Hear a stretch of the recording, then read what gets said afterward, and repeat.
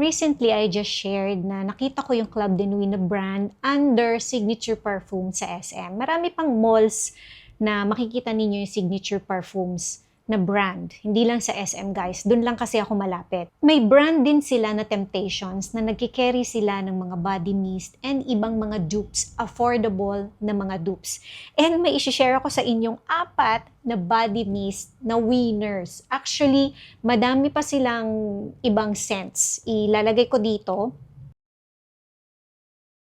And I don't know pag na-post ko to kung naka-sale pa rin siya buy one take one, pero sobrang panalo niya, guys. So parang original price niya is 799. Sabihin mo ng 800 pesos. Pero pag nag-buy one take one, o di ba? Sobrang winner na. And kaya ako nagustuhan tong 4, for sure manami pang ibang mababango dito sa mga body mist nila. Pero nagmamadali kasi ako. And etong 4 lang talaga yung sobrang pag-amoy ko, sobrang gustong-gusto ko siya. Binibili ko siya, guys, pang regalo kasi para sa akin ang bango niya, guys. So, unahin muna natin tong very simple na vanilla lang. This is Paris Royal na Vanilla Touch. Creamy vanilla siya na hindi ko alam kung bakit. May naamoy ako sa kanyang parang banana almost. Hindi siya nakakaumay na vanilla type of body mist. Baka gamitin ko rin siya. Kasi why not? Kasi di ba parang maraming may ayaw ng vanilla na perfumes kasi parang nakakaumay na. Ako medyo mapili ako sa mga vanilla na perfumes kasi sometimes parang they smell cheap.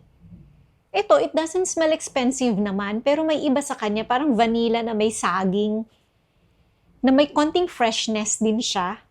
Ang ganda niya, guys. Hindi siya yung nakakaumay na sobrang warm type ng vanilla na perfume. Next naman is ito. Makikita naman ninyo. This is Galaxy Concept Delight. Ayan naman siya, guys. Yes, Delina siya. Kaamoy niya si Delina. Hindi ko pa sila lahat nagagamit personally, pero pinangre-regalo ko sila. To me, pwede na, guys. Mamamalengke, pupunta sa school, magji-jeep, magta-tricycle, magsusundo ng bata, na klase ng Delina na perfume. Of course, yung mga original, iba pa rin yung timpla nun. Pero mas lighter to and mas fresher siya. Hindi ko naman hate si Delina, pero para sa akin kasi namimili siya ng paggagamitan. May mga weather din na to me parang ang strong masyado nung rose. Eto okay siya. Okay siya for everyday. I know, ako personally napapagod na ako sa Baccarat Rouge 540. Pero pag may lighter, mas madaling i-spray, mas madaling gamitin na variant or version, not variant, version, copy ni Baccarat Rouge 540, why not? And this is the Galaxy Concept, Baraka. Ayan siya. Makikita nyo naman dun sa picture, guys. Para siyang Baccarat Rouge 540 na, again, mas fresher, mas lighter. Mas bagay sa weather natin dito sa Pilipinas. Etong last na bottle, this is Paris Royal na Candies. Ang tamis nito, guys. Pero bagay siya, para sa akin, bagay siya sa mga high school, college students. Kung bet ninyo yung mga ganitong klaseng matatamis na perfume, kaamoy niya daw si Yara. So kung hindi ninyo kayang gamitin si Yara kasi you find it too sweet, again, pwede na siya. Lighter, mist, mas madaling gamitin. Ako personally, I think kaya ko tong gamitin. Mas parang kaya ko siyang gamitin kaysa sa Yara. Nagigets na niyo yung ibig ko sabihin, guys. Kasi pag yung OG yung gamit niyo, parang it's too much. And kung sa dating lang, kung kuhang-kuha, hindi naman 100% na kuhang-kuha niya. Sabihin mo ng 70%, parang ganun, 80%. Yung tipong pag naamoy mo siya, kuha mo kagad. Whiffs. Kunyari may dumaan sa'yo. Oh, yeah, Yara yun. O kaya, oh, Baccarat Rouge.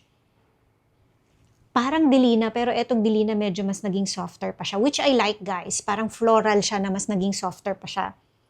And etong Vanilla Touch. Ang bango niya talaga, guys. Ang bango niya for a vanilla perfume. Hindi siya nakakaumay. So etong 4, I hope mahawakan ko silang lahat. Mapakita sa inyo. Dala-dalawa na lang para hindi tayo mahirapan. Candies, Vanilla Touch, and Galaxy na Concept. Pareha sila. Delight and Baraka.